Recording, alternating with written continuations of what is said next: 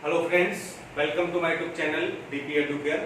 दोस्तों, गुप्त काल हम लोग पढ़ रहे थे प्राचीन इतिहास के अंतर्गत, और ये गुप्त काल का आज अंतिम लेक्चर है, या यूं कहें कि प्राचीन इतिहास का ही फिलहाल ये अंतिम लेक्चर है।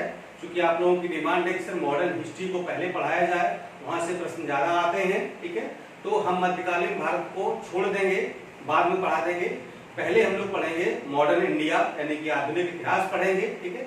आज ये हम गुप्तकालीन आपको प्रशासन बता देते हैं, तो गुप्त काल तक आपका ये टॉपिक समाप्त हो जाएगा, ठीक है। यहाँ तक आपका क्लियर हो जाएगा, ठीक है।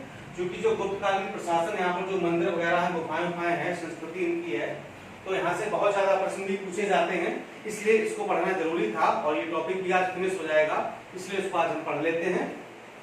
तो आज हम पढ़ने वाले हैं गुप्तकालीन संस्कृति और प्रशासन के बारे में। तो सबसे पहले देखते हैं कि गुप्त काल का प्रशासन कैसे हुआ करता था। यहाँ पर जो केंद्र बिंदु था, यानी जो शासन का केंद्र बिंदु था, वो था राजा, ठीक है। यानी राजा के हाथ में सारी शक्तियां विद्यमान थी, राजा सर्वोच्च हुआ करता था, ठीक है।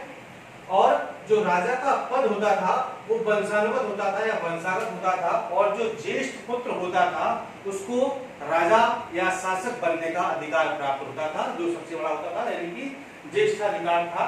और राजा की देवी उत्पत्ति का सिद्धांत लागू होता था, अर्थात राजा को देवताओं के समान या देवों के समान उसको माना जाता था, मतलब देवी जो है सिद्धांत यहाँ पर लागू होता था, ठीक है। और जो गुप्तकालीन प्रशासन था उसका अगर विभाजन हम करें तो ये आपका क्या है, साम्राज्य है, सबसे ऊपर साम्राज्य होता था, उसके नीचे भुक्ति या प्रांत हुआ करते थे, ठीक है।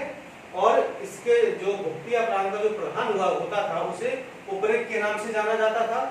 उससे छोटे विषय या फिर उनको जिला भी कहते थे, प्रधान विषयपति हुआ करता था। जिला से छोटी इकाई थी उसको वीति कहा जाता था, यानी कि तहसील स्तर पर। इससे छोटा पेट यानी कि ये ग्राम से बड़ी इकाई थी, और ग्राम ये प्रशासन की सबसे छोटी इकाई थी, और ग्राम के प्रधान को ग्रामणी के नाम से जाना जाता था, ठीक है। इसके बाद जो प्रशासन था वो अनेक विभागों में विभक्त था, ठीक। और जो सबसे बड़े अधिकारी थे उनको कुमारा मात्य के नाम से जाना जाता था, याद रखिएगा, कुमारा मात्य के नाम से जाना जाता था। और गुप्त काल के अंतिम समय यानी कि 6वीं सदी में सामंतवाद का उदय हुआ, और इसी दौरान भूमिदान की प्रथा में काफी विस्तार हुआ। आपको पता होना चाहिए कि भूमिदान कब प्रारंभ हुई थी।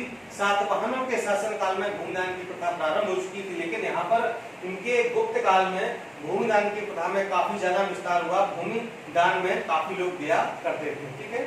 ये भी छोड़ देते, बाद में पढ़ेंगे। यहाँ पर आइए, इनका सामाजिक जीवन कैसा था। तो समाज इनका 4 वर्णों में विभाजित था, वही ब्राह्मण, क्षत्रिय, वैश्य और शूद्र में। वर्ण व्यवस्था में काफी जटिलता बढ़ गई थी, और शूद्रों की स्थिति में काफी गिरावट आ गई थी। अनेक उपजातियों का उदय हुआ था। उपजातियों से मतलब ये है कि जो अनुलोम या प्रतिलोम विवाह हुआ करते थे, तो उनसे जो नई जातियां बन जाती थी उन्हें उपजातियां कहते थे। तो कई सारे उपजातियों का उदय हो गया था। और गुप्तकालीन अभिलेखों में एक नए वर्ग का उल्लेख मिलता है जिसका नाम है कायस्थ, ठीक है। गुप्तकालीन अभिलेखों में एक वर्ग का उल्लेख मिलता है जिसका नाम कायस्थ है। और ये जो कायस्थ वर्ग के रूप में था, जो गुप्तकाल था, तो गुप्तकाल दौरान ये वर्ग के रूप में रहा है। इस बात का प्रमाण कहाँ मिलता है, याज्ञवल्क्य की स्मृति में मिलता है कि ये वर्ग के रूप में था। लेकिन ओशनम स्मृति में इस बात का प्रमाण मिलता है कि ये कुछ समय बाद इसको जाति के रूप में परिवर्तित कर दिया गया, ठीक है। याद रखिएगा, याज्ञवल्क्य स्मृति से वर्ग के यानी कि कायस्थ क्या था, वर्ग था, और कायस्थ जाति हुई, ये ओशनम स्मृति से हमको पता चलता है। दास प्रथा उस समय प्रचलित थी, लगभग 15 प्रकार के दास हुआ करते थे। स्त्रियों की स्थिति में गिरावट मालूम पड़ती है कि स्थिति में काफी गिरावट हो गई थी। क्यों हो गई थी, क्योंकि सती प्रथा लागू थी, पर्दा प्रथा थी, उपनयन संस्कार नहीं होते थे, महिलाओं के अल्पायु में विवाह कर दिए जाते थे, और उच्च वर्ग की स्त्रियां थी उनको शिक्षा ग्रहण करने का अधिकार था, जबकि जो निम्न वर्ग की स्त्रियां थी उनको शिक्षा ग्रहण करने का अधिकार नहीं था। इसलिए इन सब वजहों से महिलाओं की स्थिति में, स्त्रियों की दशाओं में काफी गिरावट हुई है। इसके बाद इनकी अर्थव्यवस्था पर आ जाते हैं। तो इनकी अर्थव्यवस्था यानी कि गुप्तकालीन अर्थव्यवस्था कृषि पर आधारित थी, और भूमि का मालिक राजा हुआ करता था, ठीक है। भूमि का मालिक कौन था, राजा था। कर लिए जाते थे, यानी जिसको भूमि दी जाती थी उससे कर लिया जाता था। उत्पादन का 1/6 से 1/4 वसूला जाता था। ठीक है, कर 1/6 से लेकर के 1/4 भाग तक। और जो ये कर था, ये कर दो प्रकार का लिया जाता था, एक नकद के रूप में और एक अन्य के रूप में। ठीक है, तो नकद के रूप में लिया जाता था उसे हिरण्य कहा जाता था, हिरण्य।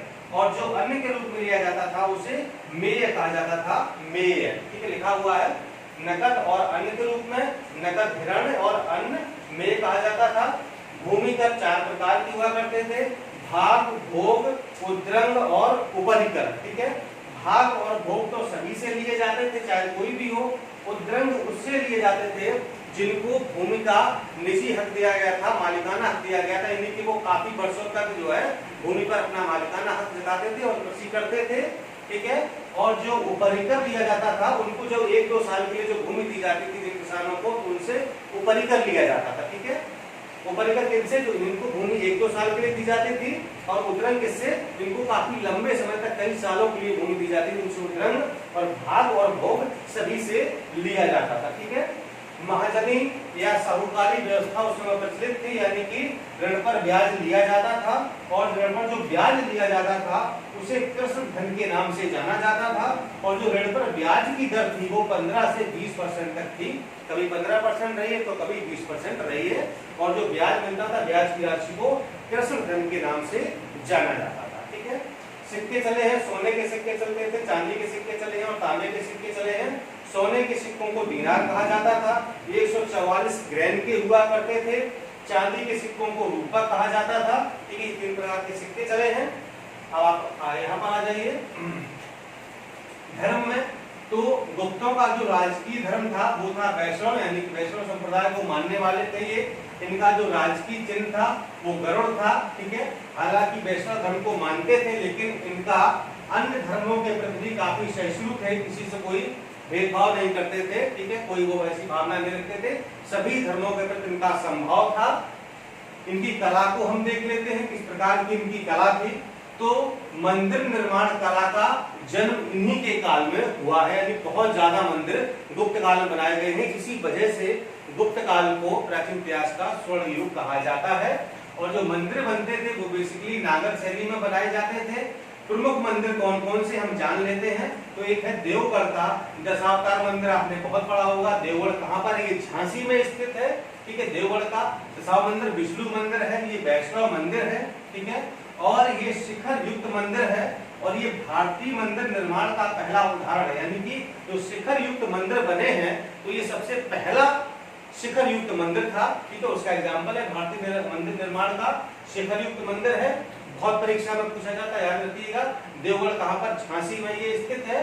और गुहा मंदिर भी इस काल में बनाए गए हैं। गुहा मंदिर 2 प्रकार के हुआ करते थे, एक होते थे ब्राह्मण गुहा मंदिर और दूसरे होते थे बौद्ध गुहा मंदिर। ठीक है, जो ब्राह्मण गुहा मंदिर थे उनको उनका जो उदाहरण है वो है उदयगिरी मंदिर। ठीक है, उदयगिरी मंदिर है ब्राह्मण गुहा मंदिर का। इसका निर्माण किसने कराया था, वीरसेन ने कराया था। ये चंद्रगुप्त द्वितीय का सेनापति था। कौन, वीरसेन। वीरसेन चंद्रगुप्त द्वितीय का सेनापति था जिसने उदयगिरी मंदिर का निर्माण करवाया था। ठीक है, और इसमें है क्या, इसमें विष्णु के 12 अवतार की विशाल मूर्ति मिलती है। ठीक है, विष्णु के 12 अवतार की विशाल मूर्ति मिलती है। दूसरा है बौद्ध गुहा मंदिर। तो यहाँ पर ये अजंता बाघ की गुफा के बारे में आपको पढ़ना है, जो बौद्ध गुहा मंदिर है। ठीक है, तो हम जान लेते हैं अजंता की गुफाओं के बारे में। ये महाराष्ट्र के औरंगाबाद जिले में स्थित है। कुल 29 गुफाएं हैं यहाँ पर। ब्राह्मण व बौद्ध धर्म से संबंधित है, ब्राह्मण धर्म और बौद्ध धर्म से संबंधित है। गुफा नंबर 16, 17 और 19 ये गुप्तकालीन है, ये गुप्तकालीन गुफाएं हैं। जो बाघ की गुफाएं हैं ये ग्वालियर के समीप धार जिले में स्थित, मध्य प्रदेश में पड़ता है धार जिला, ग्वालियर के समीप धार जिले में स्थित है। और यहाँ पर मनुष्य के लौकिक जीवन से संबंधित चित्र मिलते हैं। ठीक है, मनुष्य के लौकिक जीवन से संबंधित बाकी गुफाओं में चित्र मिलते हैं। बाकी गुफाओं की संख्या 9 है। और मूर्ति कला अगर देखें कि गुप्त मूर्ति कला कैसी थी, तो यहाँ पर 2 प्रमुख मूर्तियां रही हैं जो गुप्तकालीन है। एक तो सारनाथ में बैठे हुए बुद्ध की मूर्ति है और दूसरी है मथुरा में खड़े हुए बुद्ध की मूर्ति। ठीक है, तो ये 2 गुप्तकालीन मूर्तियां हैं। आप देख लेते हैं इनका गुप्तकालीन साहित्य क्या है। तो गुप्तकालीन जो सर्वश्रेष्ठ कवि थे उनका नाम है कालिदास, ठीक है। और कालिदास को भारत का शेक्सपियर भी कहा जाता है। उनकी जो प्रमुख रचनाएं हैं वो है मालविकाग्निमित्रम, अभिज्ञान शाकुंतलम, ऋतुसंहार, रघुवंश, मेघदूत और कुमार संभव, ये कालिदास की रचनाएं हैं, ठीक है। फिर एक रचना और वृक्ष कटिकम, ये शूद्रक ने लिखी है। एक और है मुद्रा राक्षस और देवी चंद्रगुप्तम, ये विशाख दत्त की है। और कामसूत्र वात्स्यायन ने लिखी है। पंचतंत्र विष्णु शर्मा ने लिखी है। नीतिसार ये कामंडक ने लिखी है। तो इसके अलावा भी बहुत सारी और भी रचनाएं, लेकिन वो प्रमुख नहीं है, परीक्षा में नहीं पूछी जाती हैं, इसलिए हमने सिर्फ यहाँ पर उन रचनाओं को लिखा है जो अक्सर परीक्षा में पूछी जाती हैं। यहाँ से हमेशा प्रश्न आता है, ताकि आपका प्रश्न गलत ना हो, तो हमने आपको इस रचनाओं को बता दिया, ठीक है दोस्तों। तो इस प्रकार से आज हमारा प्राचीन इतिहास यहाँ पर समाप्त होता है। जो भी बचा हुआ है वो हम लोग बाद में करेंगे, क्योंकि मेन टॉपिक हमारा मॉडर्न हिस्ट्री स्टार्ट होगा, जहाँ से प्रश्न बहुत ज्यादा पूछे जाते हैं।